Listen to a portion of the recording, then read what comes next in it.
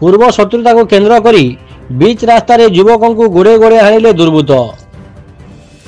सूचना अनुसार अनुगुल पठान साई छक निकट में चा पिउथिबा बेले दुर्बृत्तों आक्रमण शिकार हेले युवक। आक्रमण कर युवकों दुई हाथ और छाती को हाणी दुर्बृत्त।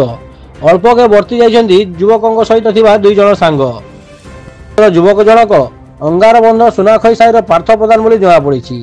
तीनोटी बाइक रे आसी युवकों उपर अतर्कित भाव में आक्रमण करथिले दुर्बृत्त। जिम्रु फेरी चा पिउथिबा बेले दुर्बृत्तों आक्रमण शिकार होइतिले युवक।